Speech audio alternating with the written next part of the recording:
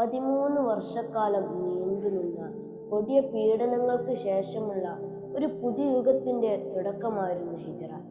ഹബീബായ നബി സല്ലല്ലാഹു അലൈഹി വസല്ലമ തങ്ങൾക്ക് 40-ാം വയസ്സിൽ പ്രവാചകത്വം ലഭിച്ചതിനു ശേഷം അള്ളാഹുവിന്റെ സന്ദേശങ്ങൾ ജനങ്ങളിലേക്ക് എത്തിക്കാൻ തുടങ്ങി. തുടക്കത്തിൽ വളരെ രഹസ്യമായിക്കൊണ്ടും പിന്നീട് പരസ്യമായിക്കൊണ്ടും ഇസ്ലാമിന്റെ പ്രചരണം നടന്നുകൊണ്ടേയിരുന്നു. ബിംബാരാധനയും ഗോത്രമേധാവിത്വവും സാമ്പത്തിക താല്പര്യങ്ങളും നിലനിന്നിരുന്ന മക്കയിലെ ഖുറൈശികൾ ഈ സന്ദേശത്തെ ശക്തമായി എതിർക്കുകയുണ്ടായി.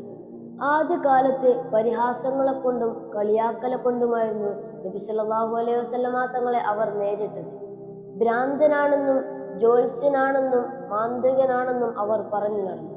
എന്നാൽ പിൽക്കാലത്ത് ഇസ്ലാമിന്റെ വ്യാപനം ശക്തമായതോടുകൂടി ഈ പരിഹാസങ്ങൾ നേരെ കൊടിയ പീഡനങ്ങളായി മാറി.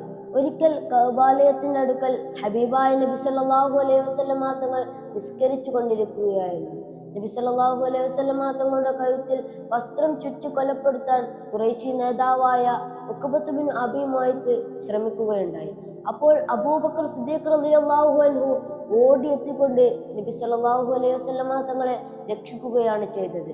അതുപോലെ തന്നെ ഒരിക്കൽ നിസ്കരിക്കുകയായിരുന്ന ഹബീബായ നബി സല്ലല്ലാഹു അലൈഹി വസല്ലമ തങ്ങളുടെ കഴുത്തിലേക്ക് ഉഖബത്ത് ബിൻ അബീ മുഅയ്ത്ത് ചീഞ്ഞളിഞ്ഞ ഒട്ടകത്തിന്റെ കുടൽമാല ഇട്ടുകൊണ്ട് നബി തങ്ങളെ വല്ലാതെ പ്രയാസപ്പെടുത്തുകയുണ്ടായി.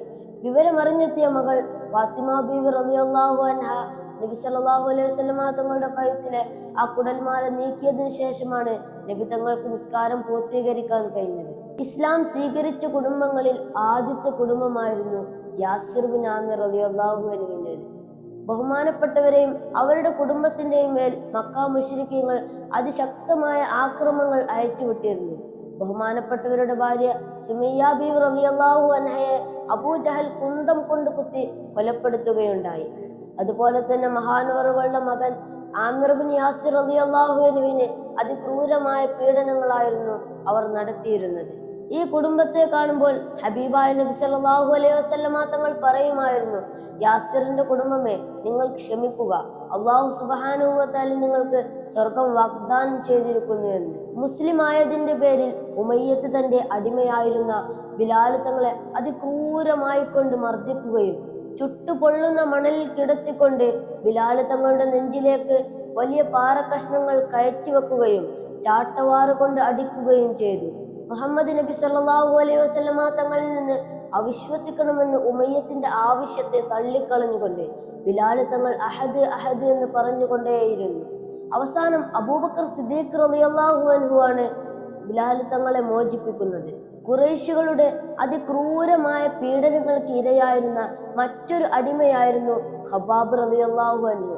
ബഹുമാനപ്പെട്ടവരെ കത്തുന്ന തീക്കണലിന്റെ മുകളിൽ കിടത്തുകയും അതിക്രൂരമായ പീഡനങ്ങൾക്ക് ഇരയാക്കുകയും ചെയ്തു. ബഹുമാനപ്പെട്ടവരുടെ ശരീരത്തിലുള്ള കൊഴുപ്പുകൾ വരെ ഉരുകിയൊലിച്ചിരുന്നെന്ന് ചരിത്രത്തിൽ കാണാൻ സാധിക്കും. പിൽക്കാലത്ത് മഹാനവറുകളുടെ പുറത്തുള്ള തീപ്പൊള്ളലിന്റെ പാടുകൾ സ്വഹാബാക്കൾക്ക് കാണിച്ചു കൊടുത്തിട്ടുണ്ടെന്നും ചരിത്രത്തിൽ കാണാൻ സാധിക്കും. ഒരിക്കൽ പരസ്യമായിക്കൊണ്ട് ഇസ്ലാമിനെ പിന്തുടർച്ച് സംസാരിച്ച മഹാനായ അബൂബക്കർ സിദ്ദീഖ് റളിയല്ലാഹു അൻഹുവിനെ ഖുറൈശികൾ വളയുകയും ഉത്ബത്ത് ബിൻ റബിയ തന്റെ ചെരുപ്പൂരിക്കൊണ്ട് സിദ്ദീഖ് തങ്ങളുടെ മുഖത്തടിക്കുകയും ചെയ്തു. അതുകൊണ്ട് തന്നെ മഹാനവറുകളുടെ മുഖം നീരുകൊണ്ട് വീർത്ത് സിദ്ദീഖ് തങ്ങളാണെന്ന് പോലും അറിയാത്ത അവസ്ഥയിലേക്ക് മാറുകയുണ്ടായി. സിദ്ദീഖ് തങ്ങളുടെ ബോധം നഷ്ടമായിരുന്നു. ബോധം വന്ന ഉടനെ ചോദിക്കുന്നുണ്ട്, ഹബീബായ നബി സല്ലല്ലാഹു അലൈഹി വസല്ലമ തങ്ങൾക്ക് എന്തെങ്കിലും പറ്റിയിട്ടുണ്ടോ എന്ന്. ഇസ്ലാം മതം സ്വീകരിച്ചതിന്റെ പേരിൽ ഉസ്മാൻ റളിയല്ലാഹു അൻഹുവിനെ ഹക്കം ബിൻ അബീ ആസ് കെട്ടിയിട്ടുകൊണ്ട് ഉപദ്രവിക്കുകയുണ്ടായി. ഇത്തരത്തിലുള്ള കൊടിയ പീഡനങ്ങൾക്ക് വിധേയമായപ്പോഴാണ് ആദ്യമായി കൊണ്ട് ഹബ്സീനിലേക്ക് ഹിജ്റ പോവുക എന്നുള്ള ആശയത്തിലേക്ക് നബി സല്ലല്ലാഹു അലൈഹി വസല്ലമ തങ്ങളും സ്വഹാബത്തും എത്തുന്നത്.